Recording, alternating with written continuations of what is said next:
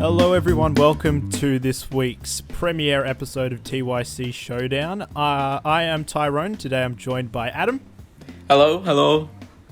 And I'm joined by Harry. Hey, that's me. I'm Harry. Pleasure to meet you. Shut up, Harry. And without a doubt, one of, if not the best working director today is, of course, Quentin Tarantino. His 9 films have inspired so many people over almost 30 years, and right now he's possibly working on his 10th and I think final film. So we thought in this time, what better thing to do than revisit some of the works of the great man and pick which is the best in our classic formula by the single elimination process. So my simple criterion for this list was that Kill Bill will come under The Whole Bloody Affair, so that's parts 1 and 2, and unfortunately Death Proof will miss out on this top 8. Simply because Death Proof, of course, was Tarantino's homage to B-movies, yet I think the quality kind of got muddled, as in it's still a really good Quentin Tarantino movie, so it kind of unfortunately fails. It fails ever so slightly in that sort of homage to the classic B movies and falls into the trap of being a great Tarantino movie, so it kind of gets stuck in the middle. But I still haven't seen it. Well, yeah, I think that it's very... I think to everyone else, this top 8 will be quite undisputed. So I think we should just get started with Pulp Fiction, his classic 1994 film, versus his follow-up to Pulp Fiction, Jackie Brown. Oh... Well, yeah, so I watched Jackie Brown for the first time today. Hadn't seen it before. And I did... Really? Yeah. And I didn't know... You've not seen it before? No. Aren't you the same? No, I rewatched it today because it's been forever, but... Oh, yeah, well, no, I hadn't seen it before. I didn't know anything going into the movie at all. I thought Samuel L. Jackson was the main character, but obviously it wasn't. It was... What's her name? Pam Grier? Pam Grier. Yeah. And... it was great. I actually really, really liked it. I didn't know Chris Tucker was going to be in it. Nice little cameo. Yeah. Before he gets taken out packing the trunk. But, I mean, as much as I enjoyed it, I don't think I can put it past Pulp Fiction. No. Pulp Fiction is one of those special movies that you watch, like, annually. You just have to, like, watch it every year. Yeah. It's essential, like, viewing. That's like it's for me with some movies. Harry, your choice? I mean, I don't really need to explain why Pulp Fiction is just so standout. It's storytelling at its best, and it's Tarantino doing some of his best work. So Jackie Brown, as great as it is not going to get my vote. Because I feel like Jackie Brown was kind of the linear form of storytelling follow-up to Pulp Fiction. The story doesn't take kind of those same twists and turns that Pulp Fiction did.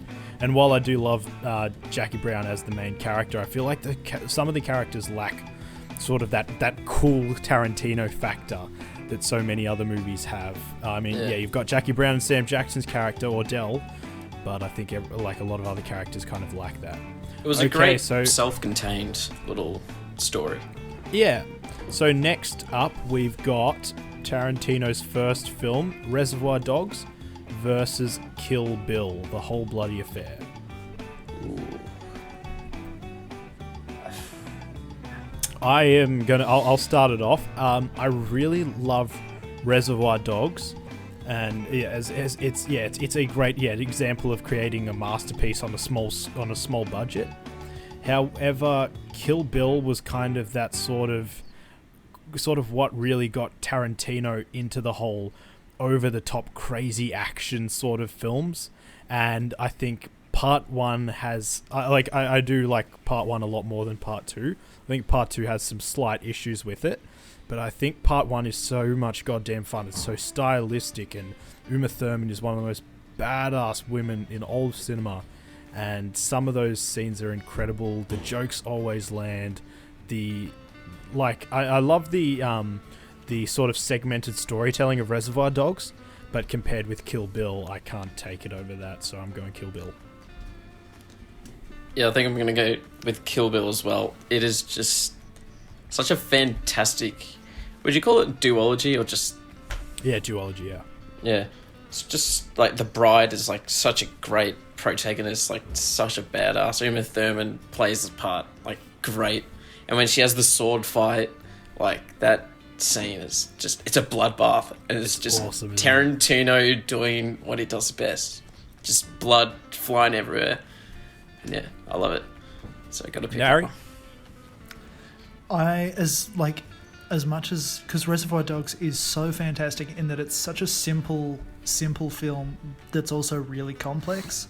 They take these characters, you barely know a name, and it's just this great non-linear storytelling. But I think that some of Tarantino's best work is his love letter to different genres and different styles, and the way he covers just sort of several tropes and styles through Kill Bill just makes it so stand out and makes it just so much fun to watch. And The Bride is, as you said, just one of the best. So you got to go Kill Bill. Right. Okay, now we've got the two Leonardo DiCaprio films. We've got the unbridled badass of Django Unchained, and the love letter to classic Hollywood with Once Upon a Time in Hollywood. Ooh, this is a really hard one.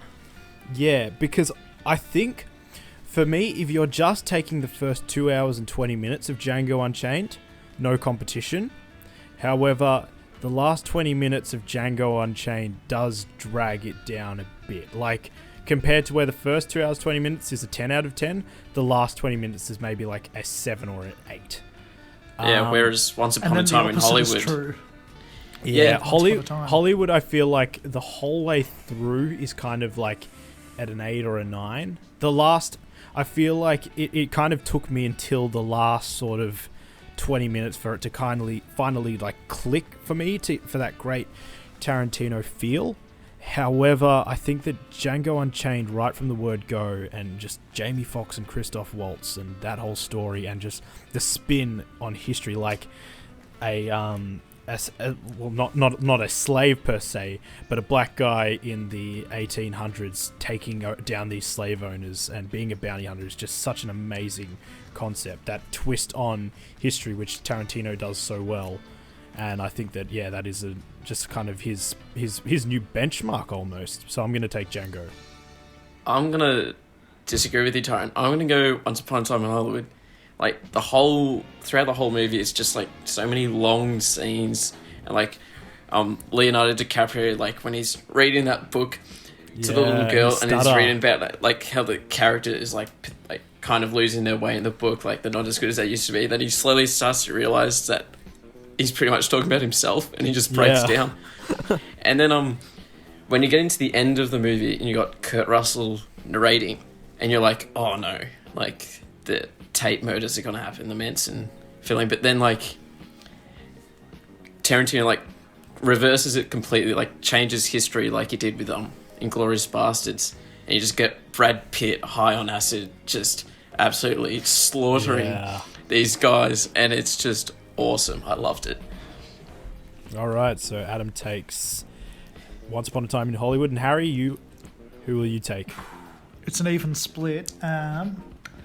I really love Leo and Brad Pitt as the gruesome twosome, but I find that a lot of the antagonists are a bit weaker. That whole sort of Manson family and everything is a fair bit weaker. Just side characters. I mean, you've got your Bruce Lee and Kurt Russell, who are great, but like Margot Robbie kind of fails to fill the role in a meaningful way, whereas in Django you just get Leo, you get Sam Jackson, like you've got all of these just amazing performances. So I think Django is going to get my vote. All right. As much as I love flamethrowers. So Django moves through, and then now we've got another twist on history with the Inglourious Bastards versus Tarantino's Hateful Eight, his stage play. Now, the first time I watched the Hateful Eight was actually like I got to watch it on my projector, and and after an hour and a half when Sam Jackson murders Bruce Dern. I got to take the break, and when it comes back and I came back after about 5 minutes and to hear Tarantino kind of reintroduce you into everything. There was honestly a moment in The Hateful Eight when I was like, this is creeping on a certain movie for my favorite Tarantino movie of all time.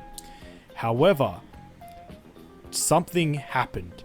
Channing Tatum showed up under the floorboards, and it's not bad, but the movie kind of goes too far in over-explaining itself. And as much as I love the first 2 hours of the film, and the mystery and the intrigue and just getting to know the characters and everything that goes on between them, Kurt Russell, Sam Jackson, Michael Madsen, Tim Roth, all of these colourful people coming together in literally a room the size of, just a breakfast hall or something.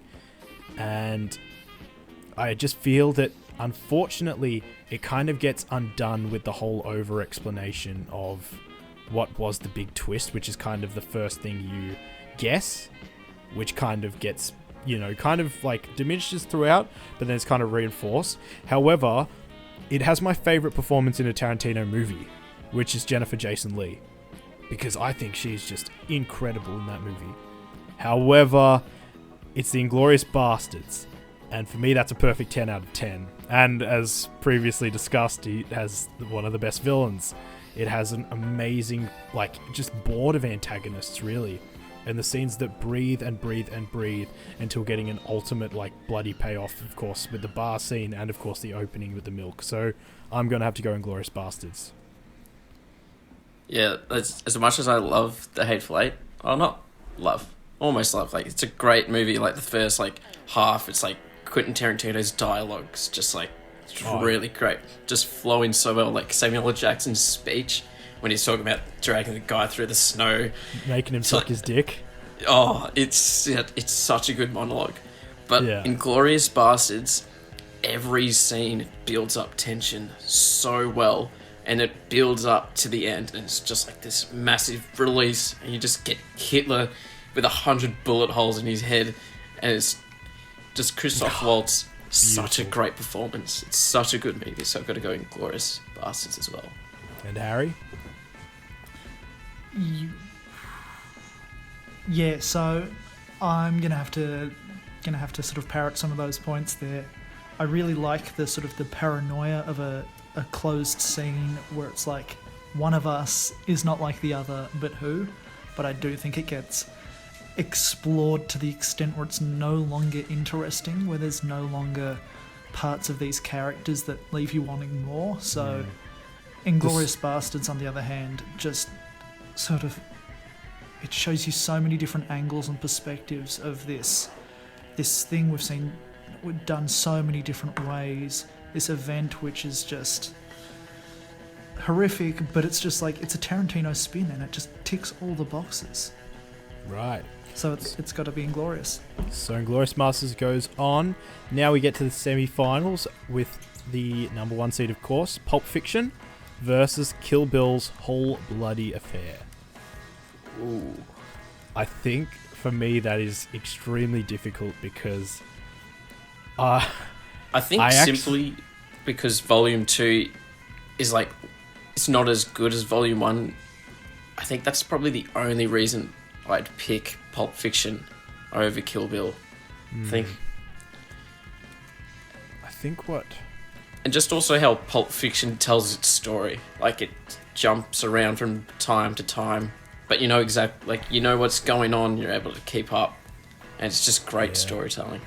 It's the word, it's the power of the dialogue in Tarantino at its full effect in that movie.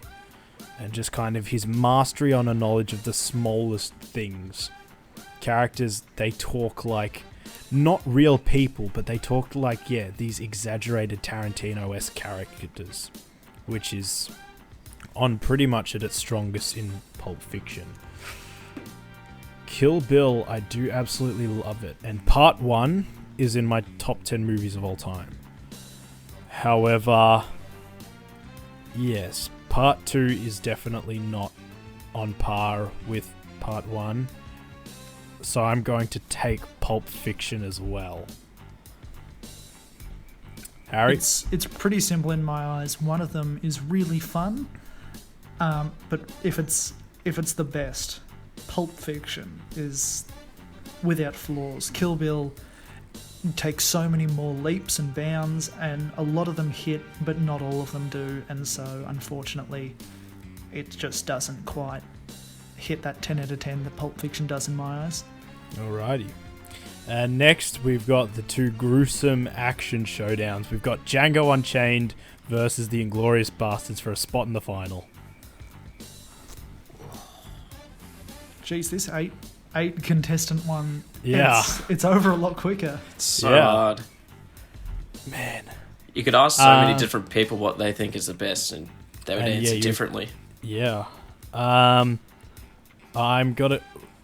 Just simply because it resonated more with me than another one, and because I have a flaw with the other one, I'm gonna take Inglourious Basterds. Just because of... Yeah, every character is memorable. Shoshana, Hans, Aldo Rain, the Bear Jew. But how good is Brad Pitt with his thick accent trying to do Italian? Arrivederci. Buongiorno. Oh, it's absolutely hilarious. And Excuse me. Antonio Margaretti. Antonio Margaretti. Just like seeing them and they're doing little hand gestures too. It's so perfect. Oh, but Christoph Waltz is so good in both movies. Yes, he's amazing. He got nominated for Django, didn't he? And he won for Inglourious. I can't Is that remember. right? I thought he won for Django, did he not? Oh, Well, I can't remember. on the fact check, he should have won for both if he didn't win Yeah. for either. Straight up. But as good as Django is, I think I do have the same problem. The ending, like the last, 20 minutes or so, it's not as strong. Lets it down a little bit, not that much. And Inglourious Basterds is just so strong the whole way through. Just every character that's introduced is great. Like Michael Fassbender, even him, loved him in it. Just everyone, such a well-rounded movie. And Harry? Between these movies, I think it's the most different Tarantino casts out of all of them, because you see a lot of usual suspects in the other ones, and this one kind of, both of these seem to spread out the you don't get your Tim Roths, you don't get your Michael Madsens. No. Yeah, like Don't Jamie get Umas. Foxx Yeah. and like BJ Novak in Tarantino films. You're just like, sorry, what? But like, in the end, Django is my runner-ups are always the fun ones. Inglourious Basterds has Mike Myers, who is one of the great performers of our time. He's Shrek, he's Fat Bastard, he's Cat in the Hat. I can't say no to Mike Myers. So Inglourious Basterds goes through to the final. Because of Mike Myers. Pulp Fiction v Inglourious Basterds. Adam, do you want to get us started? Oh, shit. Alright, not going to let me think about this one. No, unless anyone else wants to go first. Yeah, can someone else go first? I need to sit on this. I need to think about Yeah, it. Taran, you can go first. Can you sit on? Okay. When I look at both films, and I think of one is there are two Tarantinos. There is the Reservoir Dogs, Pulp Fiction, Jackie Brown Tarantino, which is the street, the criminal, the really cool characters. Pulp Fiction, deservedly so, is one of the greatest films of all time, and you can it's just every character giving such a great performance, and so many great memorable scenes. And then with Inglourious Basterds, it is new Tarantino. It's the extreme, sort of the ultra violence, the blood, the gore, the twists on history. Now, in one of these films is kind of this masterpiece at the crafting of dialogue and the crafting of storytelling. Meanwhile, the other story is someone changing up history and making up his own rules and having so much goddamn fun with it.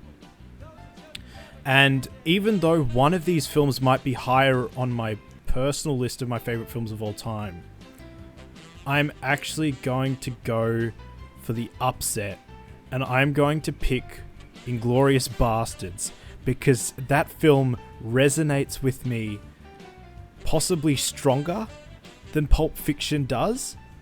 And I think that it is just him having fun. And I think that Hans Landa might very well be his best character he's ever written. And there's Brad Pitt. And I think for me, there are, as great as some of those scenes in Pulp Fiction are, Royale with Cheese, The Basement, I think that the opening scene of Inglourious Bastards, the final showdown in the cinema, just work for me better. And it is unbridled fun, and it's kind of this, to me, it's everything I want out of a movie, period.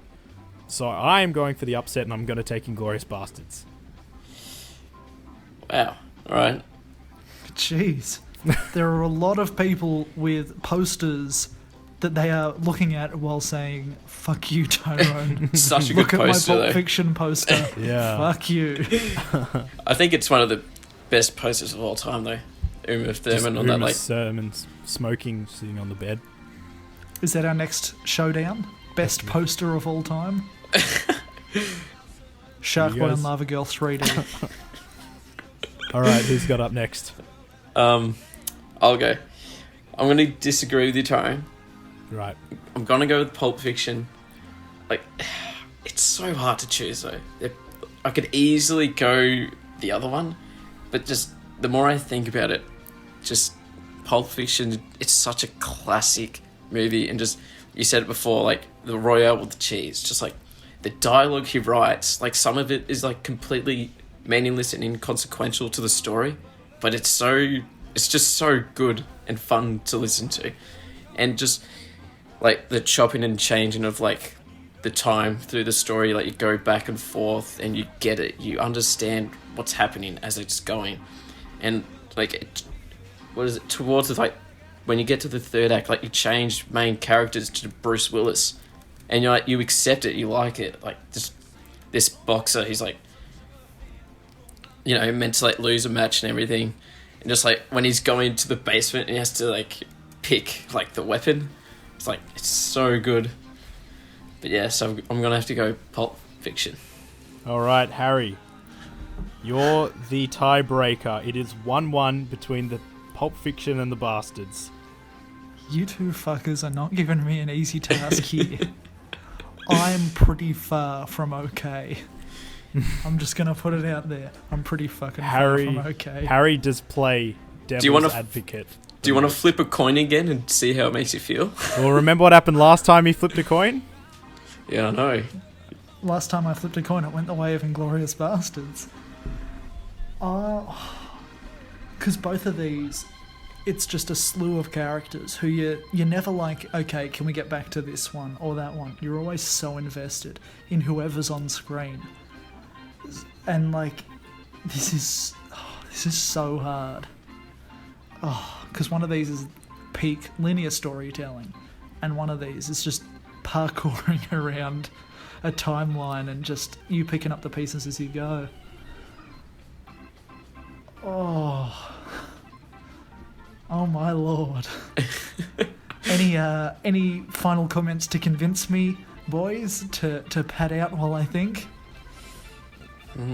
I think at the end when he says, this just might be my masterpiece, I think that has a lot of meaning. And I think that when Tarantino wrote that line, there was something in there that clicked.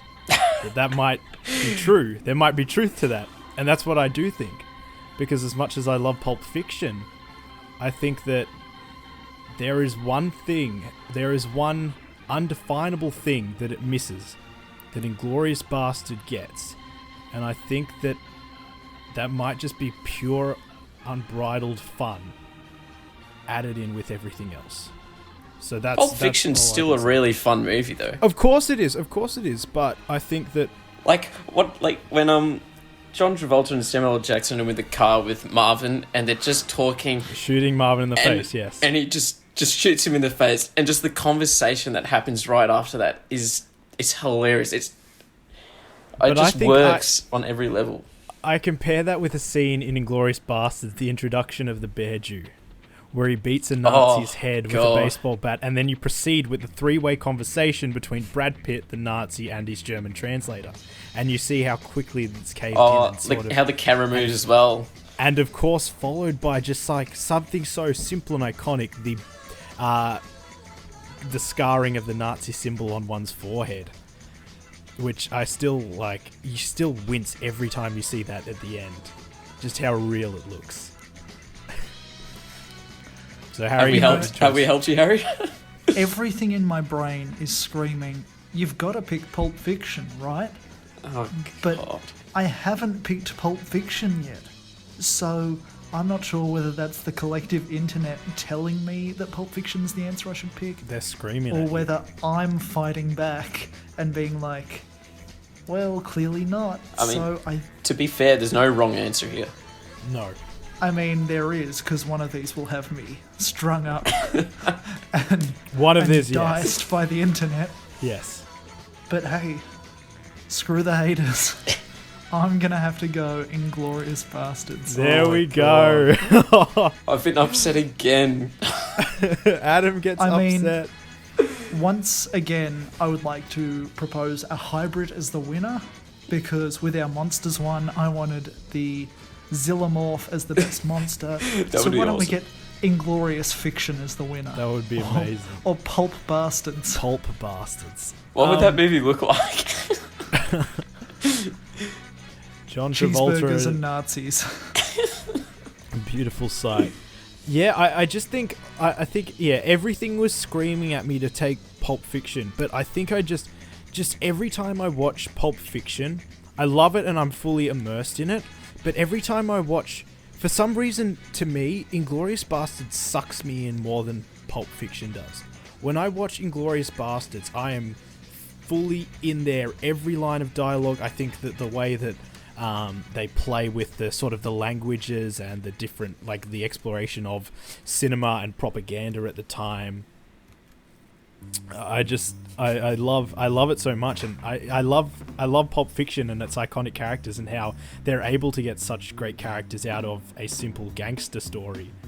But yeah, I'm gonna take Inglourious Bastards.